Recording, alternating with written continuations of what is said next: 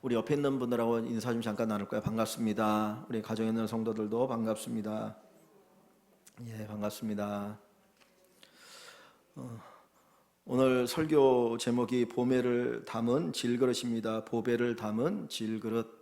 보배라는 단어와 질그릇이라고 하는 단어는 어울리지 않는 단어이죠. 보배는 정말 가치 있는 것이고 질그릇은 반면에 가치가 없는, 이렇게 소박하기도 하면서도 연약한 존재를 질그릇으로 표현할 수 있습니다. 그런데 보배를 담은 질그릇이라고 이야기할 수 있는데, 이 보배는 뭐냐? 그냥 쉽게 성경에서 보면 하나님이고 예수님이고 성령님이고 복음입니다. 반면에 질그릇은 무엇이냐면 우리 자신, 기초적으로는 바울을 얘기하고 좀 더 넓게 얘기한다면 우리 믿음의 성도들을 질그릇에 표현할 수 있습니다. 그래서 보배를 담은 질그릇은 우리 안에 하나님이 계시다, 예수님이 계시다, 성령님이 계시다, 또는 복음이 있다라고 하는 것을 이야기합니다. 그러니까 사실 질그릇이라고 하는 건 정말 가치가 없는 거잖아요. 가장 가치가 낮은 그릇 가운데 하나가 질그릇인데, 세상에 가장 귀하고 소중하신 분이 정말 보잘것없는 우리 안에 계신다라고 하는 역설적인 은혜가 여기에 담겨 있는 것입니다. 왜 인간을 질그릇에 표현했을까? 사실 사람이 흙으로 만들어졌죠. 하나님께서 인간을 창조하실 때 흙으로 만들었기 때문에 질그릇이라고 표현할 수 있을 것이다 라고 보기도 하지만, 그거는 근거가 조금은 적은 것 같습니다. 그것보다는 인간이 연약한 존재, 우리가 아주 연약한 존재인데 그 안에 보배이신 하나님이 함께 하신다라는 거죠. 인간이 얼마나 연약하냐면 우리의 몸이 되게 강한 것 같은데도 정말 약하더라고요. 나이가 먹으면 오갈수록 점점점 쇠약해지고 병도 들고 여러 가지의 질병이 찾아오죠. 친구 목사님 가운데 정말 건강하다고 생각했던 친구가 있었어요.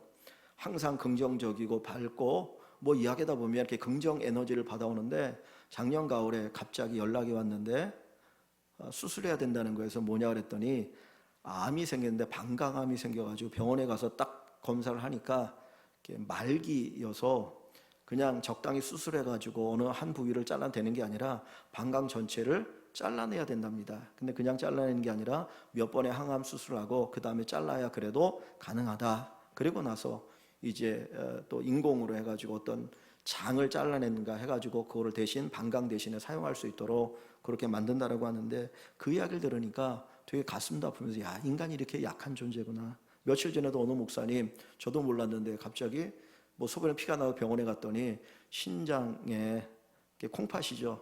콩팥에 암이 생겨가지고 한쪽을 잘라냈다고 그러더라고요. 그러니까 되게 강한 것 같으면서 건강 같으면서도 육체가 되게 약한, 그래서 우리가 연약한 존재구나 하는 걸 볼 수 있고요. 육체만 정말 약한가 하면 우리의 마음도 되게 약합니다. 그래서 작은 말 한마디에 상처받고 그것 때문에 잠을 이루지 못하고 괴로워 힘들어 하잖아요. 사실 말하는 사람은 아무 생각도 없어. 내가 그 말한지도 모르고 그게 그렇게 심한 말이라고 생각하지도 않고 그냥 툭 내뱉었는데, 그걸 들은 사람은 밤새 그냥 잠 못 자면서 끙끙거리고 평생 그것 때문에 가슴 아파하기도 하거든요. 그러니까 내가 상처만 받느냐? 그게 아니고 또 다른 사람에도 그렇게 상처를 주며 살아갑니다. 그러니까 이게 인간의 모습이에요.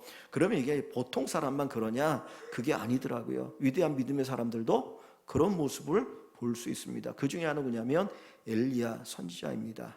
엘리야 선지자면 대단한 능력의 선지자 아닙니까? 여러 기적도 많이 행하였고 3년 6개월 동안 비가 안 왔는데 정말 간절히 하나님께 기도했더니 하늘에서 비가, 소낙비가 내리고, 그죠? 영적인 대결에서 바알 선지자 450, 아세라 선지자 400, 그래서 한꺼번에 죽이는 엄청난 기적을 행했던 사람이잖아요. 그런데 그 아합의 아내 이세벨 왕비가 내가 너 가만히 안 둬 했더니 그 한마디 듣고 낙심해서 사마리아를 떠나서 광야에 들어가가지고 하나님 나 죽여달라고, 나 더 이상 살 수망이 없으니까 죽여주십시오. 그 정도로 절망하고 낙심하는 것이 인간의 모습입니다. 이처럼 약하고 약한 존재가 인간인데 우리 안에 누가 계셔요? 하나님이 계시겠다라는 거예요. 우리가 대단하고 우리가 뛰어나서 우리가 뭔가 주님을 모실 만한 그런 대단한 존재이기 때문에 하나님께서 우리 안에 거하시는 것이 아니라, 우리는 이처럼 깨지기 쉽고 상처받기 쉽고 병들기 쉽고 죄짓기 쉬운 존재인데 하나님께서 그럼에도 불구하고 우리 안에 거하시는 겁니다. 그래서 우리는 보배를 담은 질그릇과 같은 존재라고 하는 것이죠. 사실 질그릇의 가치는 그게 별로 없어요. 그 자체가 어떤 가치가 있지만 아주 낮은 천한 가치를 가지고 있습니다. 그런데 그런 낮은 가치의 질그릇이지만 거기에 무엇을 담았느냐에 따라서 그 질그릇의 가치는 달라집니다. 보물을 담으면 보물 상자가 되는 거고요. 쓰레기를 담으면 쓰레기통이 되는 거예요. 똑같은 그릇이고 똑같은 상자인데 거기에 보물이 담기면 보물 상자가 돼서 애지중지합니다. 그런데 거기에 쓰레기를 담으면 그냥 쳐다보지도 않아요. 그리고 그거 던져버려요. 우리가 똑같은 존재이지만 내 안에 무엇을 담고 살아가느냐에 따라서 우리의 가치는 전혀 다르게 됩니다. 나는 부족하죠. 여러분도 부족하죠. 그러나 여러분 안에 예수 그리스도가 계시면 여러분들은 보물을 담은 보물 상자이고, 예수님이 아닌 사단이 또는 죄덩어리가 우리 안에서 우리를 사로잡으면 우리는 영적인 쓰레기에 불과하게 되어질 수 있다라고 하는 것입니다. 설이 지난 지 한 달 정도 됐나요? 명절이 지나고 나면 그 다음에 쓰레기, 재활용 쓰레기 엄청나게 많이 나오지 않습니까? 그때 보면 상자들이 많이 나오는데 그 상자들 보면 어떤 건 진짜 쓸만해요. 되게 좋은 상자들도 많거든요. 그런데 다 버리더라고요. 저는 요즘 그렇게 선물들 보면서 뭐 생각이 나면, 요즘은 김을 또 선물 많이 하지 않습니까? 근데 김 같은 경우도 이렇게 이제 한 번에 먹을 수 있게 개별 포장이가 쫙 들어있는데, 저는 그거 보면 그 안에 플라스틱으로 이렇게 돼 있지, PVC로. 그 다음에 거기 또 비닐로 쌓여있지 하면, 야, 김 만드는 비용이나 이거 포장지 만드는 비용이나 거기서 거기 아닌가. 거기에다가 또 상자를 딱 하니까 오히려 김값보다 포장지 값이 더 비쌀 것 같아요. 그런데 김이 없으면 그거 그냥 쓰레기통에 버려지더라고요. 그러니까 내용물이 없으면 가치가 없어요. 우리라고 하는 존재도 내 안에 예수 그리스도가 계시기 때문에 우리 스스로가 가치가 있는 것이지, 예수 그리스도가 계시지 않으면 우리는 한갓 쓰레기에 버려질 수 있는 그런 연약한 존재라고 하는 것입니다. 그래서 성도는 누구냐? 예수님을 모시고 살아가는 존재이죠. 예수님이 우리 안에 계시기 때문에, 보배이신 예수님이 우리 안에 계시기 때문에 우리 인생의 가치가 있는 거예요.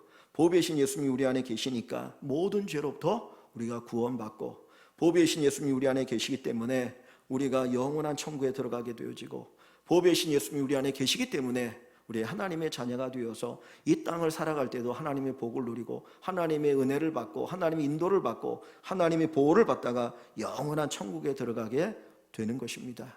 내가 보배이신 예수님을 모시고 살아가니까 이전과 이후가 달라지는 새로운 존재, 새로운 피조물의 삶을 살아갈 수 있도록 되어진 것입니다. 그런데 내용물이 빠져버리면 뭐가 됩니까? 그냥 쓰레기통이 되어지는 것이죠. 한낱 아주 가치가 없는 질그릇에 불과하게 되어집니다. 예수 없는 인생, 예수 없는 인생은 인간 쓰레기장으로 들어가게 되어 있어요. 여러분, 성경에서, 신약 성경에서 지옥이라고 하는 단어가 게헨나라고 하는 단어입니다. 게헨나는 지옥이거든요. 근데 이 게헨나라고 하는 이 단어가 어디서 왔냐면 흰놈의 골짜기라고 하는 데서 이렇게 나온 거예요. 흰놈의 골짜기라는 말 게헨나. 그런데 우리 성도님 가운데서도 예루살렘에 갔다 오신 분이 있는데, 예루살렘 성이 있으면은 골짜기들이 몇 개가 있어요. 그러니까 요새화하기 위해서 거기가 이제 거기에다가 성을 쌓았는데, 기드론 골짜기도 있고, 예수님이 이제 피난 가실 때 그 감람산 저쪽에 그 옆쪽에 보면 흰놈의 골짜기라고 있습니다. 그런데 그 흰놈의 골짜기에 뭘 하냐면 쓰레기를 버려요. 쓰레기를 버려요. 그래서 예루살렘 성에서 흰놈의 골짜기로 가는 문이 하나 있는데, 그 문을 영어로는 덩게이트라고 하고 우리나라 말로는 똥문이에요. 똥문. 똥을 버리고 쓰레기를 버리는 문이기 때문에 그 문 자체가 똥문입니다. 거기에서 이제 쓰레기를 막 버리면 그 쓰레기를 태워야 되잖아요. 그러니까 계속해서 불이 나는 거예요. 불이 나는데 그거를 게헨나라고 얘기하고, 그것을 지옥이라는 단어를 그걸로 쓰고 있어요. 그래서 지옥은 유황불로 계속 타오르는 것 아닙니까? 꺼지지 않는 불이 있는 것. 그러니까 쓰레기를 버리는 곳이 지옥이거든요. 인간 쓰레기. 내 안에 보배가 없으면, 보배를 잃어버리면 그건 더 이상 가치가 있는 게 아니니까 쓰레기 되니까 그걸 거기다가 버리게 되어진다는 거예요. 그래서 우리의 가치는 어디에 있느냐? 예수 그리스도를 모시고 살아갈 때 내 안에 예수님이 계시기 때문에 우리가 가치가 있는 겁니다. 그래서 오늘 본문에 바울 사도는 보배를 질그릇에 가졌다. 우리는 질그릇 같은 아주 연약한 존재이지만 우리 안에 예수님이 계시기 때문에 우리가 가치 있는 존재가 되었다라고 하는 것을 보여주고 있습니다. 이 고린도 전서 후서는 바울 사도가 기록한 것이죠. 바울 사도 고린도 전서를 쓰고 이제 얼마 후에 고린도 후서를 썼는데, 이 고린도 교회 성도들에게 그 쓴 편지 고린도 전서 1장을 한번 봅니다. 거기 보면 바울이 우리가 보배를 가진 것이 어떤 것인가 하는 걸 이야기하고 있는데, 1장 26절입니다. 고린도전서 1장 26절에서 29절 말씀을 봅니다.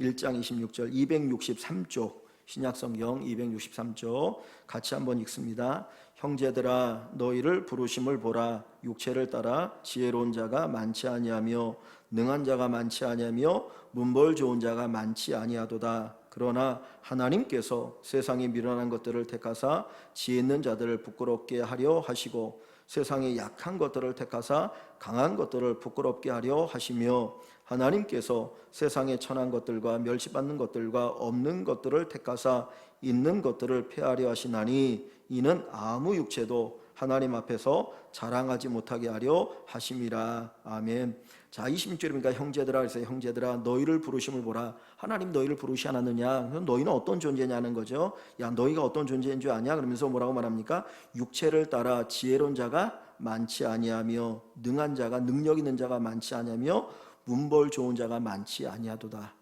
참 바울이 이런 편지를 쓰는 거 보면 대단해요. 저 같아도 상대방이 아무리 지혜가 없고 능력도 없고 뭐 학벌이 없어도 차마 말을 못하겠는데, 바울은 당당하게 고린도 교회 성도들에게 이야기하고 있어요. 야, 너희 가운데 지혜인 자가 얼마나 되냐? 너희 가운데 능력 있는 사람이 얼마나 되냐? 너희 가운데 학벌이 좋고 문벌 좋고 사회적으로 지위가 있는 사람이 얼마나 되냐? 그 얘기하는 거예요. 이건 거꾸로 말하면 이 사람들 어떤 사람이라는 거예요? 하층민이라는 거예요. 하층민.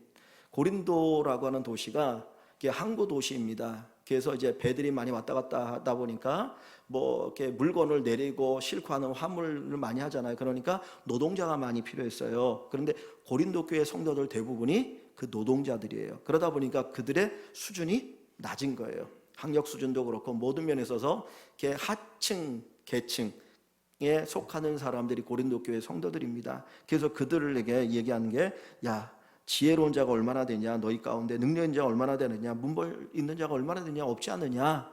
얘기하면서 뭐라고 말합니까? 그런데 27절에 그러나, 그랬어요. 그러나 하나님께서 세상에 미련한 것들을 택하사 지혜 있는 자들을 부끄럽게 하려 하시고, 세상에 약한 것들을 택하사 강한 것들을 부끄럽게 하려 하시며, 하나님께서 세상에 천한 것들과 멸시받는 것들과 없는 것들을 택하사 있는 것들을 폐하려 하시나니. 결국 누구 얘기예요? 우리 얘기예요. 내가 아주 값진 비싼 무슨 도자기 같은 그런 존재이기 때문에 주님이 우리 안에 계시는 게 아니고, 우리가 아주 질그릇같이 보잘것없는 연약한 존재임에도 불구하고 주님이 우리 안에 거하셔서 주님의 주님 되심을 드러내신다라고 하는 것입니다. 그러니까 우리의 가치는 내 안에 있는 것이 아니라 누구 안에 있는 거예요? 내 안에 계신 예수님께 있다라고 하는 것이죠. 그래서 바울 사도가 이야기하는 게 뭡니까? 29절에 이는 아무 육체도, 인간의 육체라고 하는 것 하나님 앞에서 자랑하지 못하게 하는, 자랑할 것이 없다. 그러면서 이 31절에 기록된 바 자랑하는 자는 주 안에서 자랑하라. 즉 이야기는 자랑하는 자는 누구를 자랑하라는 거예요? 주님을 자랑하는 거예요. 우리를 새롭게 하고 우리를 변화시키고 우리에게 진정한 가치를 부여하시는 그 하나님을 자랑하라 하는 것을 이야기하고 있습니다. 그러니까 우리는 질그릇같이 연약한 존재예요. 질같이 연약한 존재입니다. 하루에도 몇 번씩 변덕을 부리고 살아가는 연약한 존재. 하나님 믿는 것 같으면서도 실망하고 낙심하고 불신하고 살아가고 뭐 이렇게 연약한 존재이지만, 그럼에도 불구하고 보배이신 주님이 우리 안에 거하셔서 우리 인생의 가치가 바뀌고 변화되었다라고 하는 이 놀라운 고백이 저와 여러분들에게 있기를 주님의 이름으로 간절히 축원합니다. 그래서 보배이신 주님이 우리 안에 거하시니까 다시 4장 7절을 봅니다. 고린도후서 4장 7절을 보시면, 우리가 이 보배를 질그릇에 가졌으니, 예수님이 우리 안에 거하시니까, 성령님이 우리 안에 거하시니까, 하나님이 우리 안에 거하시니, 복음이 우리 안에 있으니, 이는 그랬어요. 왜 주님이 우리 안에 계시느냐? 왜 하나님이 우리 안에 계시는가? 이는 심히 큰 능력은 하나님께 있고 우리에게 있지 아니함을 알게 하려 함이라. 구원받는 능력이 어디 있어요? 내게 있는 게 아니라 누구에게 있어요? 하나님에게 있어요. 우리가 천국 가는 그 힘이 어디 있어요? 내게 있는 게 아니고 하나님에게 있는 것이죠. 우리가 이 땅에서 복을 누리고 살아가는 힘이 어디에 있습니까? 내게 있는 게 아니고 하나님에게 있는 것이죠. 근데 그 하나님, 우리의 능력 계신 하나님이 내 안에 계셔서 나를 통해서 그 능력이 나타나고 있다라고 하는 사실입니다. 우리는 그 능력을 경험하고 그 능력 때문에 행복해하며 살아가는 믿음의 성도들입니다. 그래서 자랑하는 자는 주 안에서 자랑하라. 고린도후서 12장에 가보면 이제 나중에 우리들이 한번 보겠지만 이 뒷부분에 가보면 바울이 자기 자랑을 얘기해. 내가 자랑할 게 있는데 그 자랑이 뭔지 아냐? 약함이라는 거예요. 약함. 우리는 보통 내가 강한 거 자랑하고 싶잖아요. 내가 너보다 뛰어나, 내가 너보다 많은 것 가졌어, 내가 너보다 학벌도 좋아, 뭐 이런 거 자랑하고 싶잖아요. 그런데 바울은 그런 거 다 배설물같이 여기면서 그가 고백하는 게 뭐냐면 내가 자랑한 건 나의 약함을 자랑한다 그래요. 왜냐하면 내가 약한 데서 하나님의 능력이 온전하여짐이라. 내가 약하기 때문에 하나님의 능력이 온전하게 나타난다는 거죠. 바울은 수많은 병을 고치지 않습니까? 많은 사역의 열매가 있었죠. 죽은 자도 살렸던 사람이죠. 그런데 그 바울에게 고통스러운 게 하나 있었는데 육체의 가시였어요. 그러니까 사단의 사자라고 표현할 정도로 육체의 가시 되어진 어떤 질병으로 고통을 당합니다. 사실 가시가 하나 작은 거지만 딱 이렇게 박히면 되게 고통스럽잖아요. 그것처럼 이 바울은 어떤 그것 때문에 너무너무 괴로운 거예요. 근데 성경에 정확히 나와 있지 않는데 이게 안질인지 간질인지 정확히 모릅니다. 근데 그것 때문에 너무너무 괴로우니까 하나님 앞에 3번 기도했어요. 하나님, 내가 복음을 전하는데 이게 나에게 걸림이 됩니다. 어떻게 좀 없애게 해주십시오라고 기도했거든요. 그때 하나님이 그에게 주신 말씀이 내 은혜가 내게 족하고 그리고 약한 데서 나의 강함이, 나의 능력이 온전하여 지느니라 그랬어요. 그러니까 그건 뭘 보여줍니까? 바울 스스로 자기의 능력으로 행한 것이 아니라는 거예요. 내 능력으로 병을 고쳤고 사람을 살렸고 뭘 한 게 아니라 철저히 내 안에 계신 하나님으로 말미암아 이 모든 일을 행하였다라고 하는 그 사실을 그에게 알려주신 것이죠. 우리 인생도 내 힘이 아닙니다. 하나님의 은혜입니다. 우리가 이 땅에 올 때 빈손으로 오지 않았습니까? 이제까지 살아간 것도 하나님이 공급해 주셨고 하나님이 도와주셨고 하나님이 내게 은혜를 주신 거예요. 내가 똑똑합니까? 누가 똑똑하게 하신 거예요? 하나님 똑똑하게 하신 거예요. 내가 태어날 때 IQ가 좀 안 좋으면 그냥 그러고 사는 거 아닙니까? 네, 하나님이 저 여러분들에게 여러 가지 은혜를 주시니까 그 은혜를 가지고 우리가 이제까지 살아오고 있는 것입니다. 그 지금은 세상을 떠났지만 존 윈버라고 하는 목사님이 계셨어요. 이분이 교회에 끼친 선한 영향도 있고 또 그렇지 않은 영향도 있는데 이분이 미국에서 목회하면서 많은 병을 고쳤습니다. 신유의 은사가 있었어요. 그래서 엄청나 많은 사람들이 이분의 기도를 받고 병 고침을 받았거든요. 그런데 이분이 세상을 떠날 때 어떻게 떠났느냐? 암으로 죽었습니다. 암으로 죽었어요. 자기는 엄청나게 많은 사람이 병을 고쳤는데 자기의 병은 자기가 고칠 수 없었어요. 왜? 병 고치는 건 누가 하시는 일이에요? 하나님이 하시는 일이었기 때문에. 그러니까 능력은 내게 있는 게 아니고 하나님에게 있는 겁니다. 그분이 내 안에 보배로 계시니까 그 능력을 가지고 살아가면서 마치 내 능력인 것처럼 우리가 경험하기도 하고 그 능력으로 복을 받고 그 능력으로 힘을 얻고 살아갈 수가 있게 되어진 것이죠. 초대 기독교 성도들은, 신자들은 많은 박해를 받았습니다. 우리가 잘 아는 것처럼 네로라고 하는 황제를 아시죠? 네로부터 시작해서 10명의 황제가 기독교인들을 많이 박해했거든요. 그런데 기독교인들이 콜로세움, 그 로마에 있는 원형 경기장에서 정말 맹수에게 찢기고 그리고 죽어가는 사람도 많았고 검투 사이에서 죽어가는 사람들도 많이 있었습니다. 이 콜로세움 원형 경기장은 한 5만 명이 입장할 수 있는 거대한 경기장이에요. 요즘 우리나라도 뭐 상암 올림픽 경기장에 몇 명 들어갑니까? 한 이 정도 들어간지 모르겠는데, 그러니까 뭐 100년 이전에 80년에 건축되어진 건물인데 거기에 5만 명이 한꺼번에 들어갈 수 있다는 건 대단한 거 아닙니까? 근데 거기서 별의별 일들이 많이 일어나게 되는데 거기에서 수많은 그리스도인들이 고난을 당하다가 박해를 받다가 죽음을 맞이하게 되었거든요. 근데 이 콜로세움을 건축한 사람이 베스파시아누스라고 하는 왕인데, 황제인데, 이 사람이 이것을 건축할 때 돈이 없으니까, 또 네로 이후의 왕이었기 때문에 백성들에게 세금을 걷는 게 어려워서 이 건축비를 충당하기 위해서 어떻게 했냐면 예루살렘의 성전을 자기 아들을 통해서 함락시켰어요. 그러니까 이 베스파시아누스라고 하는 황제가 그 전에도 예루살렘을 함락시키기 위해서 왔다가 황제가 된 후에 자기 아들을 보내서 예루살렘을 함락시키거든요. 그런데 예루살렘을 함락시키는 것은 끝난 게 아니라 성전을 완전히 함락시키죠. 그 예루살렘 성전이 너무너무 화려하고 아름다웠습니다. 그래서 제자들도 그 성전을 보면서 야 주님 저 성전이 너무 멋지지 않습니까? 라고 얘기하잖아요. 그때 예수님 뭐라고 말합니까? 이 성전이 돌 위에 돌 하나도 남지 않을 것이다 라고 예언하거든요. 근데 그 예언대로 결국은 이제 예루살렘이 함락되면서 로마 군인들이 그 성을 무너뜨리고 성에 금이 워낙 많이 붙여 있기 때문에 그 금을 뜯어가기 위해서 완전히 돌 하나 돌 위에 남지 않고 완전히 퍽싹 폐허가 되어집니다. 근데 그 금을 가져다가 뭘 만들었냐면 건축비로 이 원형 경기장을 만든 거예요. 거기에서 수많은 그리스도인들이 죽어갔던 것이죠. 근데 왜 그 사람들이 거기서 죽어갔을까요? 이유는 한 가지예요. 내 안에 있는 보배를 지키기 위해서. 그들이 보배신 예수님을 포기했으면, 버렸으면 그들은 죽지 않아도 돼요. 나 예수 필요 없어, 나 예수 안 믿습니다. 그랬으면 그들은 결코 목숨을 내놓지 않아도 됐습니다. 그런데 그들이 원형 경기장에서 사자의 밥이 되어지고 검투사의 칼에 의해서 찔려 죽어가는 이유는 한 가지, 내 안에 있는 보배를 어떻게든지 지키기 위해서.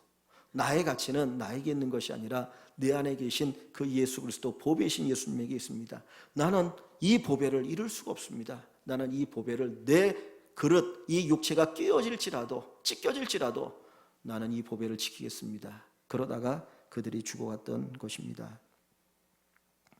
초대교회 성도들의 모습을 생각해 보면 그들이 참 많은 고통과 어려움을 당했다라고 하는 걸 볼 수 있죠. 오늘 본문 8절과 9절에도 보면 바울 사도가 당한 고난을 이야기합니다. 8절에 우리가 사방으로 우겨싸움을 당하여도 쌓이지 아니하며 답답한 일을 당하여도 낙심하지 아니하며 박해를 받아도 버림받지 아니하며 거꾸로 트림을 당하여도 망하지 아니하고. 여기 보니까 네 개를 얘기하죠. 사방으로 우겨싸움을 당했다, 답답한 일을 당하였다, 박해를 받았다, 거꾸로 트림을 당하였다. 처절하게 고난을 당한 걸 얘기해요. 그들은 복음 때문에, 바울은 예수님 때문에, 그 보배 때문에 기꺼이 자기가 찢겨지고 깨지는 그 아픔과 고통을 감수하고 있어요. 왜? 내 몸뚱아리보다 내 안에 계신 보배이신 예수님이 더 귀하고 소중하고 그분 때문에 내가 가치 있는 존재라고 하는 것을 알았기 때문입니다. 우리 안에 계신 예수, 그분은 우리의 보배입니다. 그분이 우리를 우리 되게 하여 주십니다. 그런데 놀라운 것은 이 바울이 뭐라고 이야기합니까? 8절에 다시 보면 우리가 사방으로 우겨싸움을 당하여도 어떻게 하다고요? 쌓이지 않아요. 답답한 일을 당하여도 낙심하지 아니하고 박해를 받아도 버림받지 아니하고 거꾸로 트림을 당하여도 망하지 아니한다라고 이야기하고 있습니다. 우리에게 보배이신 예수님 때문에 기꺼이 고난을 감수할 수 있는 그런 믿음의 은혜가 우리에게 있길 원합니다. 여러분들이 들어보셨던 그 복음서 가운데 이런 가사가 있습니다.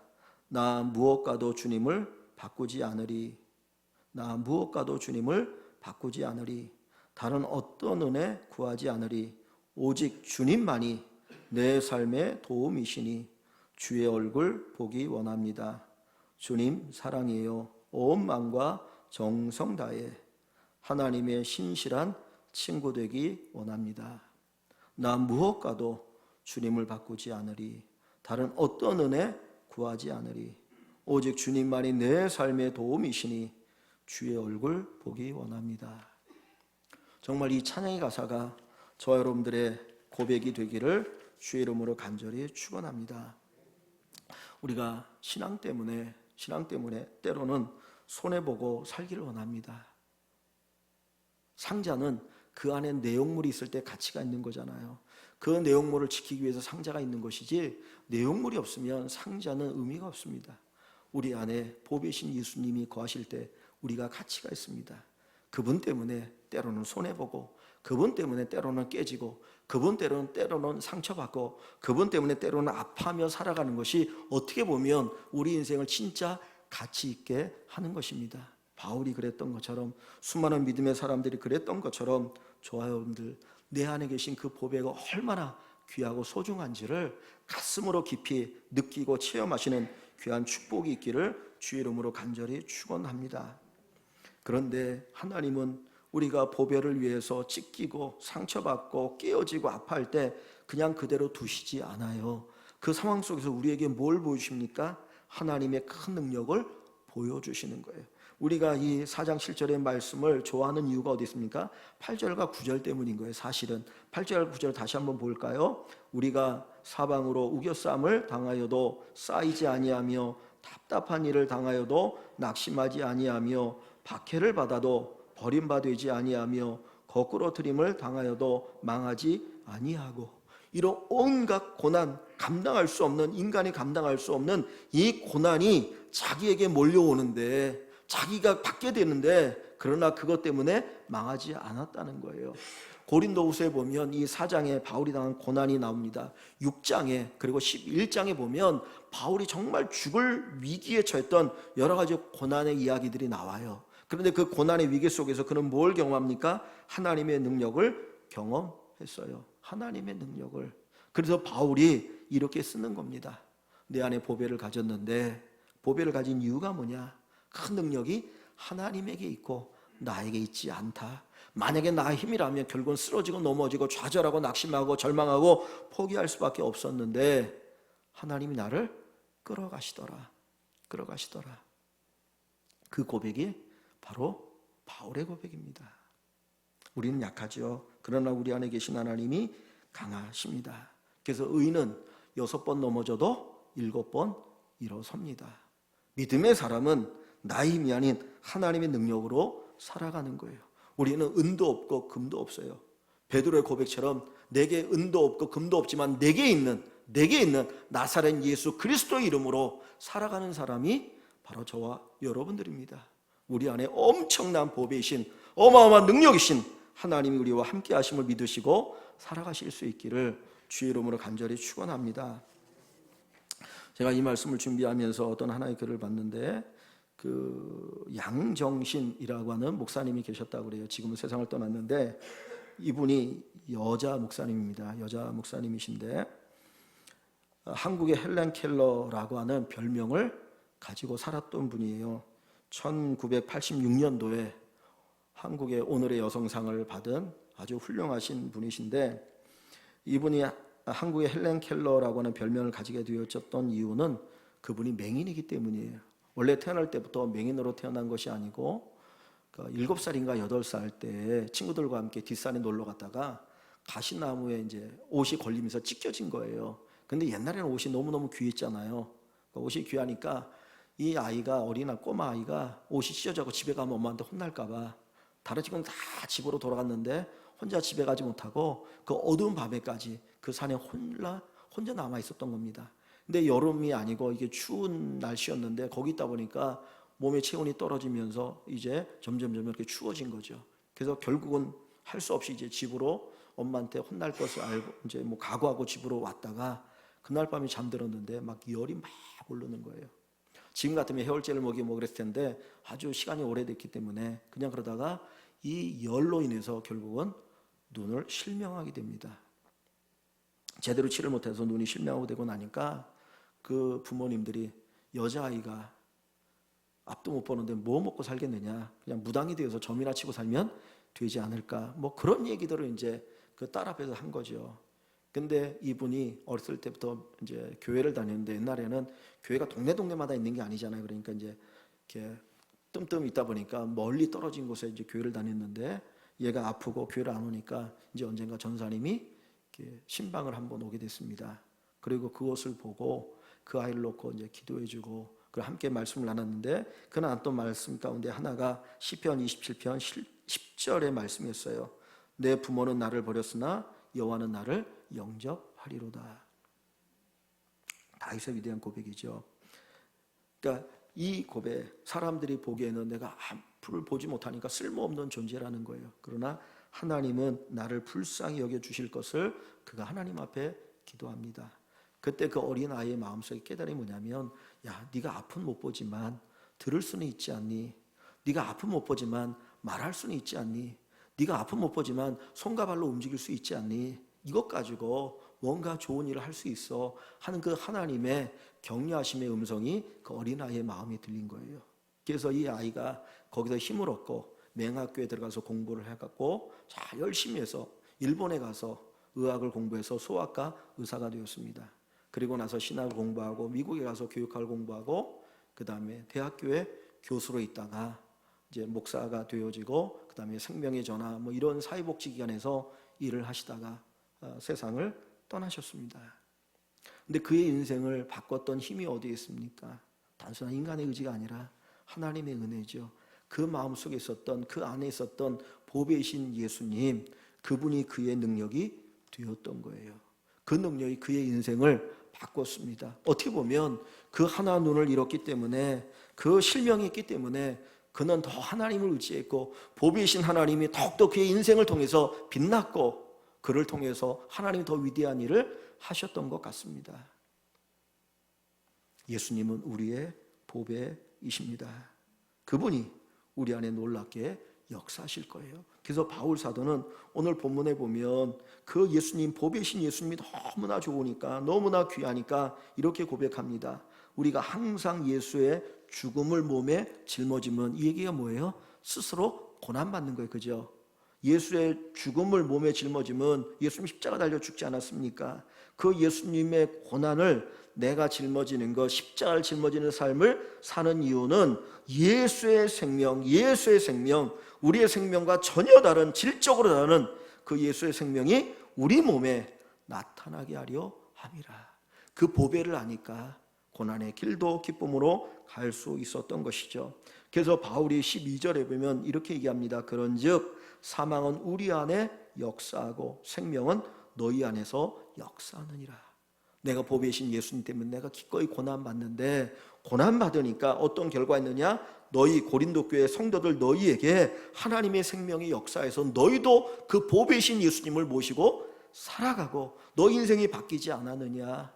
아까 앞부분에 고린도전서 1장에 얘기했던 것처럼 세상적으로 볼 때 자랑할 만한 게 아무것도 없는 사람이잖아요. 그런데 그 보배이신 예수님이 역사하니까 오히려 세상에 뛰어난 사람들을 부끄럽게 만드는 도구로 하나님이 쓰셨다라는 것이죠. 이게 은혜입니다. 이 은혜를 하나님이 우리에게 주고 계십니다. 그리고 바울은 14절 15절에 보면 마지막 부활의 영광을 바라보고 있어요. 부활의 영광, 보배이신 예수님 때문에 부활의 영광, 우리의 몸도 예수님의 몸, 지금은 질그릇같이 초라하고 보잘것없지만 부활하신 그 예수님처럼 우리들도 그 몸을 가지고 영원히 살게 될 것이다 라고 하는 그 믿음의 확신을 가지고 있습니다. 주 예수를 다시 살리신 이가, 하나님이 예수와 함께 우리도 다시 살리사 그랬어요. 그 영광의 몸으로 바꾸고 변화시킬 그날을 기대하고 있습니다. 여러분, 포장지는 사명이 끝날 때가 있습니다. 포장지는 사명이 끝날 때가 있습니다. 사명이 끝날 때가 있습니다. 우리가 보배를 담은 질그릇이라면 이 땅에서 우리의 사명이 끝날 때가 있죠. 하나님이 부르실 때요. 야, 네가 보배를 담고 잘 살아왔구나. 그래, 너의 사명 잘했어. 이제는 와. 그러면 우리는 떠나게 되어지는 것이죠. 그때 우리에게 뭐가 기다리고 있습니까?